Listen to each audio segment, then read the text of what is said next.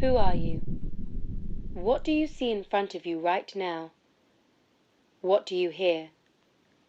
What did you do yesterday? What if I told you that technically there's really no way to know any of it's true?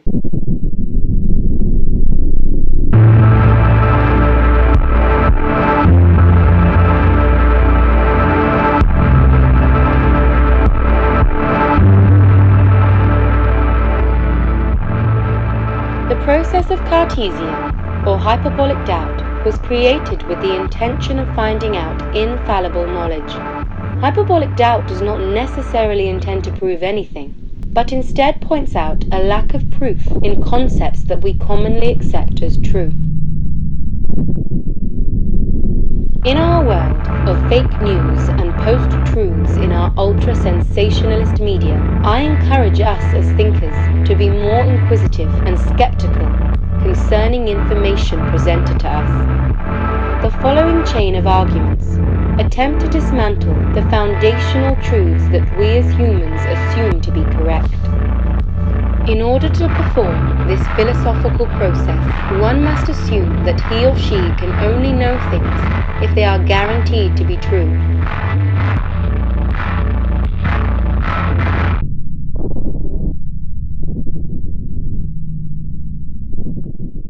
Creator of this approach, mathematician and father of modern philosophy, René Descartes, illustrated that at the very foundational level, our grounds for reasoning and gaining any knowledge are flimsy. Descartes recognized that the foundational truth we must explore when questioning the validity of knowledge we gain is that which is absorbed from the external world.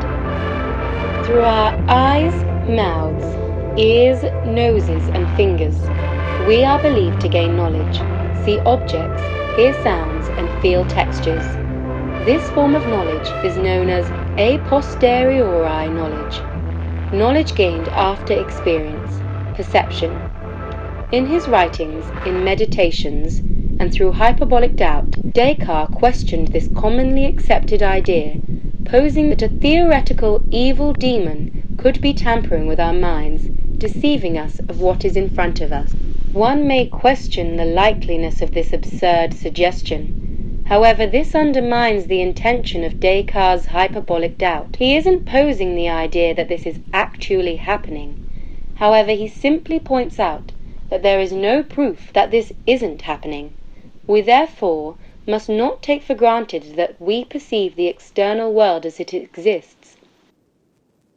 Among popular theories of realist perception stands two, both arguing that the external world exists, but differ in the form of their explanation of how we perceive it. Direct realists state that we perceive the external world in a very straightforward way, aligning with common sense.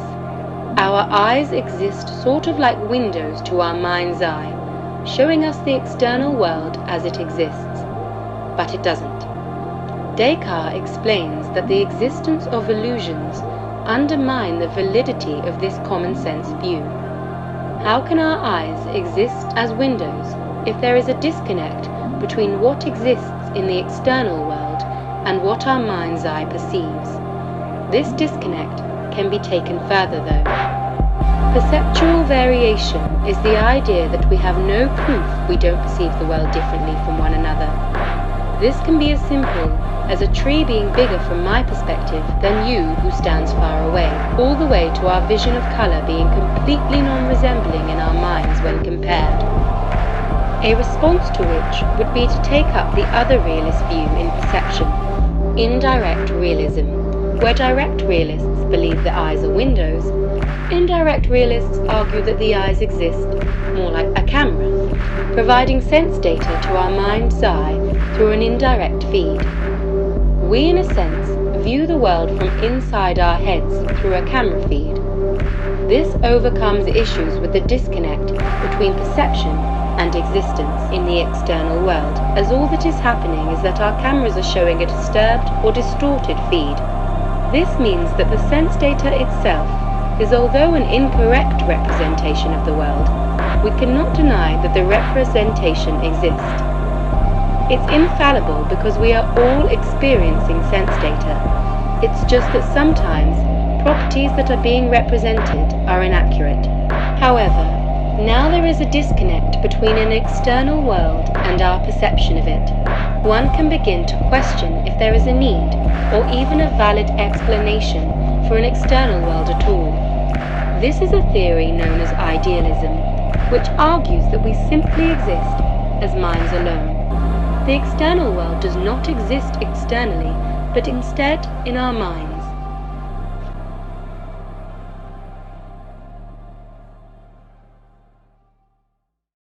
The following chain of arguments show that we in fact cannot know anything for certain. The past. Yesterday, I had toast. According to Descartes' waves of doubt, we can't be certain our minds are giving us correct information, as we have no proof that an evil demon is not existing in our heads tampering with memories. Here's a thought experiment.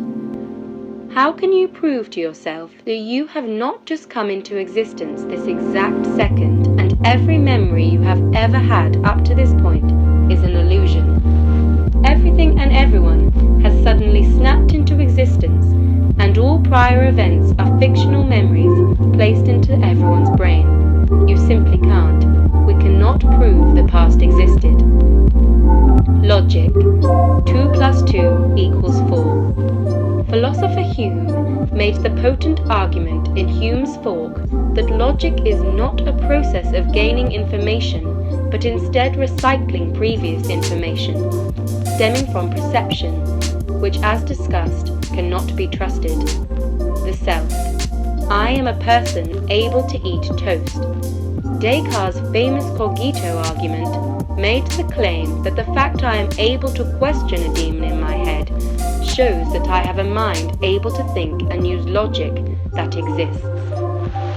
However, Hume shows us that using the process of doubting only shows that something is being thought, not necessarily that we as a mind exist as a thinking thing able to perform logic. We never can know our identity, only thoughts, which may not even be true. The future. Tomorrow I shall have toast. Hume argues that we cannot predict or use induction to guess anything due to our lack of perception of causation. If someone hits a billiard ball into another and the other ball moves, we do not perceive ball 1 to cause ball 2 to move, but instead we only perceive ball 1 moving into ball 2, followed by the separate event of ball 2 moving. Now of course, one could repeat it, hit 10,000 ball 1s into ball 2s, and this would cause us to make the connection that one event, ball 1 moving, leads to another event, ball 2 moving. However, we never perceive the cause and effect, we simply create the link in our minds. Thus, we cannot know that the cause and effect as a necessary certain truth. Therefore, we cannot know or predict anything in the future as certain knowledge.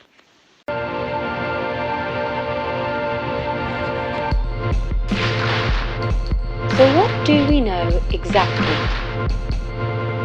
All we can know for certain are our current sense impressions that our mind's eye views. Whether this correlates to an external world, we simply cannot know. This doesn't mean that everything we see in the past is true, as we have shown memory isn't something we know or trust. So the only thing we know for absolute certain is that we are currently perceiving mental images to the exact millisecond. Not necessarily that these images correlate to an external existence. All we can know is that we as humans can feel. But this doesn't include past or future feelings. By the time you have finished hearing this very sentence, the validity of this sentence you just heard can't be trusted. All we can know for certain is, my mind is seeing this thing right now. Nothing more, nothing less. We are alone in our heads, seeing, hearing, tasting, smelling, and feeling things. And we have no proof that there's anything beyond that.